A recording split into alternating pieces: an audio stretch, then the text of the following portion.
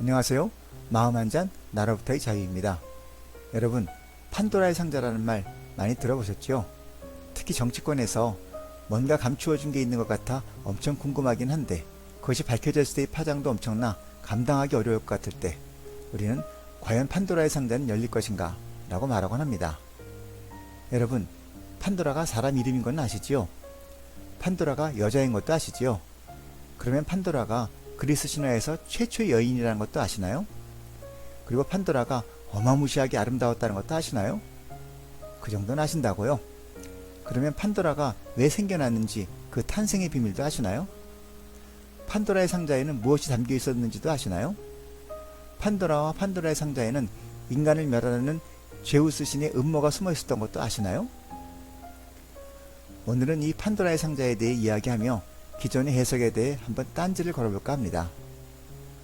판도라의 상자는 상자가 아니라 항아리였는데 번역이 잘못된 것이라네요. 그러나 여기서는 그게 중요한 것이 아니니 익숙한 대로 판도라의 상자라고 하겠습니다. 그리스 신화에서는 프로메테우스가 동생 에피메테우스와 함께 인간을 만든 것으로 나오는데 인간을 너무 사랑한 나머지 제우스 신의 명령을 어기고 신의 세계에서 불을 훔쳐다 인간에게 주어 제우스로부터 평생 코카서스의 바위산에 묶여 독수리에게 간을 쪼이는 벌을 받게 됩니다. 그런데 불사신이라 간이 재생되어 죽지도 못해요. 한편 제우스 신은 불을 받은 인간도 벌하기 위해 대장장이신 헤파이스토스에게 엄청나게 아름다운 여자를 만들게 하고 그 여자 판도라에게 호기심이라는 선물과 상자 하나를 주면서 절대로 그 상자를 열어보지 말라고 경고하고는 인간 세상에 내려보냅니다. 도대체 호기심을 선물로 주면서 그 상자를 절대 열어보지 말라? 말이 되나요? 열어보라는 거고 판도라, 너는 결코 열어보지 않고는 견딜 수 없을 것이다 라는 것이지요. 그런데 문제는 제우스가 그 상자 안에 인간들을 서로 반목하게 하고 이간질시키고 재앙을 불러오는 모든 안 좋은 것들만 넣었다는 것이지요. 예컨대 질병, 고통, 시기, 질투, 실패, 좌절, 미움, 다툼, 전쟁, 분노, 원망 같은 것들 뿐이었죠. 판도라가 인간 세상에 내려와 에피메테우스와 함께 결혼해 행복하게 사는데 너무 궁금한 겁니다. 그 상자 안이. 결국 도저히 호기심에 참을 수 없어 몸이 쇠약해질 지경에 이르자 결국 그 상자를 열어보게 됩니다. 아프싸, 순식간에 판도라의 상자에 갇혀있던 악과 재앙들이 빠져나와 인간 세상으로 퍼져나가는 것입니다. 판도라가 놀라 급히 상자를 닫았으나 이미 때는 늦었고 상자 안에는 희망만이 미쳐 빠져나가지 못하고 남아있게 됩니다. 그래서 그나마 그 덕분에 우리가 온갖 고난을 겪으면서도 희망을 품고 하루하루를 살아갈 수 있게 되었다는 것입니다. 제우스 신이 신들의 세계에서도 바람둥이고 말썽꾸러기고 심술쟁이인 건 잘 알지만 이렇게까지 인간들을 힘들게 하다니. 먼저 도대체 제우스가 인간에게 무슨 짓을 한 건지부터 얘기하겠습니다. 제우스가 최초 여인 판도라를 인간 세상에 보낸 것과 판도라를 이용해 판도라의 상자를 열게 하여 그 전에 인간 세상에 없던 악과 재앙이 인간 세상으로 퍼져나가게 한 것은 엄청난 사건입니다. 재앙이 새로 생겨나서가 아닙니다. 악이 새로 생겨나서가 아닙니다.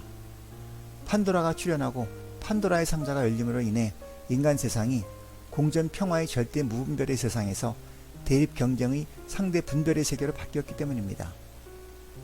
왜 그런 거냐고요? 여러분, 신화는 은유와 상징 체계입니다. 이것은 인간의 정신사적 전환을 의미하고 인간이 돌아가 의지해야 할 본래의 고향이 있음을 상징합니다. 짧다는 것은 긴 것이 있기 때문이고 이쁘다는 것은 미운 것이 있다는 것입니다. 세상에 여인이 없다가 생겨났다는 것은 남자만이 있던 세상에 여자가 생겨난 것이 아니라 사람만이 있던 세상에 여자가 생겨난 것이죠. 여자가 생겨나 여자라고 이름 붙임으로써 다른 이에게는 남자라는 이름이 붙여져 그때부터 남자와 여자라는 대립 이원의 세계가 펼쳐지게 된 것입니다. 마찬가지로 세상에 악과 재앙이 없다가 생겨났다는 것은 어떤 것에 악과 재앙이라고 이름 붙임으로써 다른 것들에는 반대로 선과 축복이라는 이름도 붙여져 그때부터 악과 선, 재앙과 축복이라는 대립 이원의 세계가 펼쳐지게 된 것입니다. 판도라의 상자가 열리기 전에는 인간 세상에 악과 재앙과 같이 지금의 우리들이 싫어하고 피하고 싶어 할 만한 일들은 없이 젖과 꿀이 흐르고 항상 희희낙낙한 일들만 있었을까요? 그럴 리가 없지요. 그런 세상이었다면 제우스가 자기 신 안 하고 인간 하겠다고 덤벼들었겠지요. 판도라의 상자가 열리든 열리지 않든 인간 세상에는 일어날 일들이 일어나던 대로 그대로 일어나고 있었고 지금도 일어나고 있습니다. 오늘날에 우리들이 좋아할 만한 일도 싫어할 만한 일도 그대로 일어났습니다. 그럼 달라진 것은 무엇일까요? 일어나는 일을 받아들이는 우리 의식, 우리 반응이 달라졌습니다. 판도라의 상자가 열리기 전은 절대 무분별의 세상이었고 그때는 좋음과 나쁨, 선과 악, 축복과 재앙이 구별되지 않고 하나였습니다.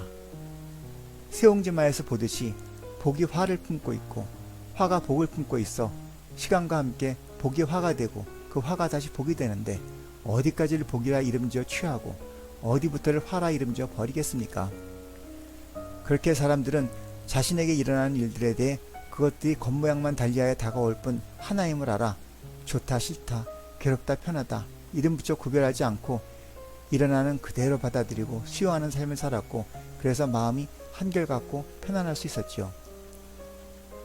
그러나 판도라의 상자가 열린 후에는 사람들은 일어나는 모든 일에 선과 악, 좋음과 싫음, 축복과 재앙이라는 이름을 붙여 괴로우니 즐거우니 좋으니 싫으니 밉네 곱네하며 당장 마음에 드는 것은 취하지 못해 힘들어하고 당장 마음에 들지 않으면 벗어나지 못해 괴로워하는 그런 삶을 시작하게 된 것입니다. 말 그대로 지옥문이 열린 것이지요.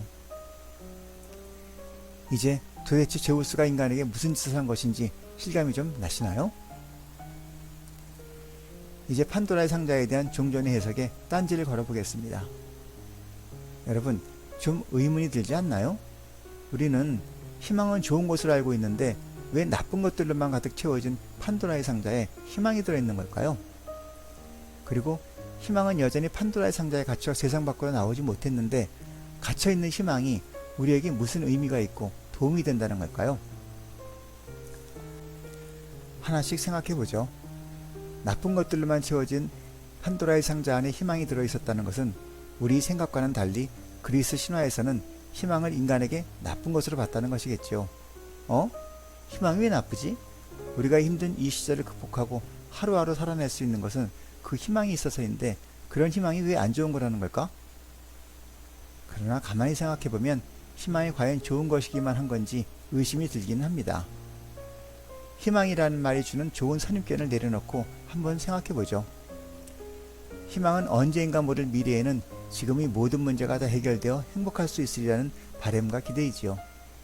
그렇게 희망은 지금 이 순간은 초라하고 힘들고 부족하고 불만스럽다고 전제하고 마음의 시선을 오지 않은 미래에 두게 합니다.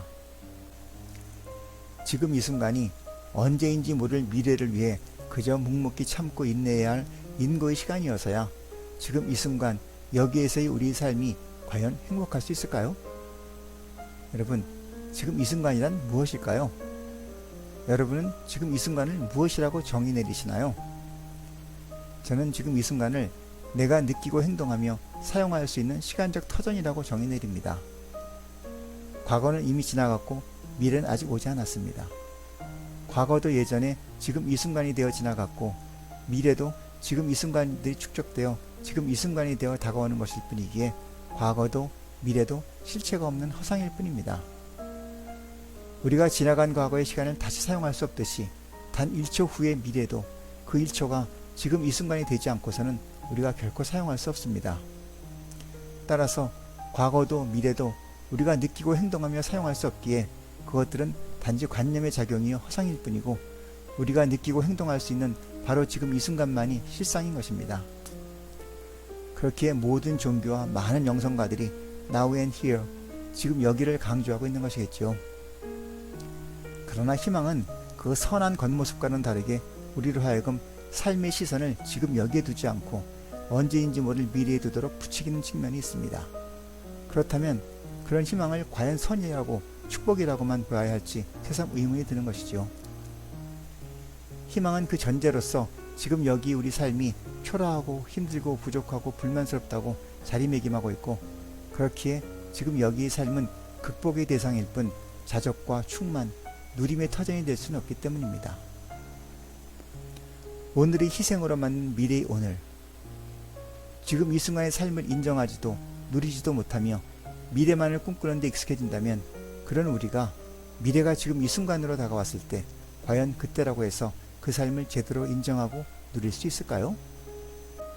그리스 신화에 피그말리온이라고 나오지요. 자신이 조각한 여성 조각상이 너무 아름다워 사랑에 빠져 미의 여신 아프로디테에게 인간으로 만들어 달라고 간청해서 그 소원을 이루었다는 이야기인데, 거기서 무언가 간절히 믿고 기대하면 그것이 실현되는 경향이 있다는 심리학 용어 피그말리온 효과가 생겨났습니다. 그런데 실험해보니 그 효과가 미미하다고 하네요.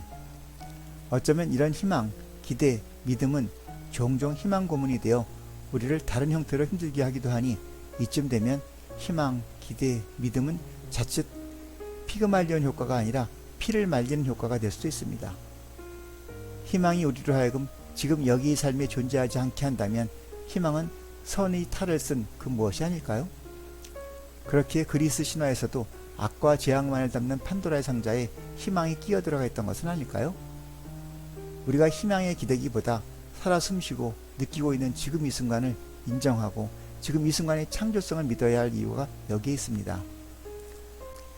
다음으로 판도라의 상자에 갇혀 세상에 퍼져나가지 못한 희망이 도대체 우리에게 무슨 의미가 있으며 도움이 된다는 것이냐는 의문입니다. 신화에서는 희망이 판도라의 상자에 그대로 남아있게 되어 인간이 고난 속에서도 희망을 품고 살 수 있게 되었다고 하나, 도대체 신화에서는 희망을 좋지 않은 것으로 설정해놓고 또 상자에 여전히 갇혀있게 되었다면서 그런 희망이 인간이 고난 속에서도 삶을 지속할 수 있도록 심적 도움을 주었다니 논리적으로 모순이라 납득하기 어렵습니다. 저는 이제 희망이 인간에게 좋은 것만은 아닐 수도 있다는 것에 동의합니다.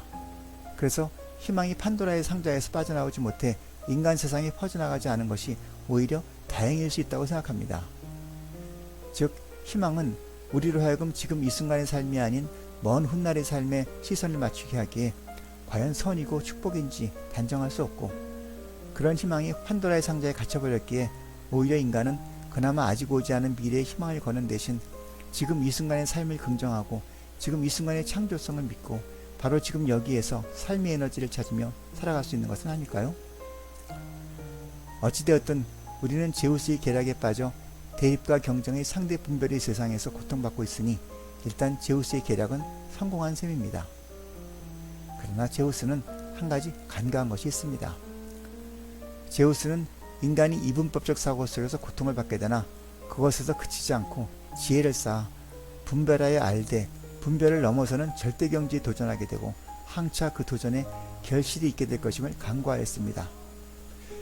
2500년 전 추구의 시대 이래 많은 성인들은 분별의 세상에 빠진 우리에게 우리 고향 무분별의 세상으로 돌아갈 방법을 고고정령하게 전하고 있기 때문입니다.